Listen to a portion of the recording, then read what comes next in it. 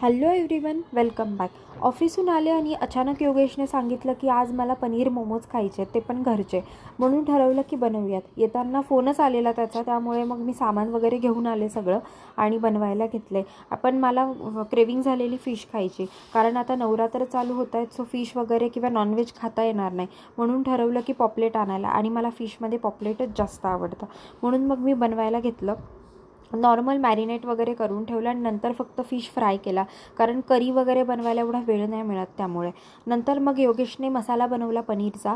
मी फक्त एक just shoot केला आहे, पण त्यांनीच बनवलेला आहे आणि मी फक्त त्याला लाटून दिलं. बाकी सगळं त्यांनी केलं, कारण त्याला मोमोज खूप छान बनवता येतात. आणि मी बनवायला घेतलं. योगेशही मला हेल्प करत होता, पण तो कॅमेऱ्यामध्ये यायला मना करत होता, म्हणून मग मी त्याची काही शूटिंग घेतली नाही. मग तोशू आली. तोशू तर सगळी माझी ॲक्टिंग करत होती. जसं मी करत होती तसंच तिलाही करायचं होतं. सो तिने पण थोडी हेल्प केली मला. तिची खूप चांगली हेल्प झाली. हे सगळं करायलाच मला 10-10:30 वाजले. आणि तुम्ही बघत असाल, मोमोज खूप छान दिसत होते आणि टेस्टही खूप छान होती. खूप टेस्टी. मी तर खूप खाल्ले. त्यानंतर फिशही खाल्लं आणि नॉर्मल असा दिवस होता माझा आजसाठी. बाय.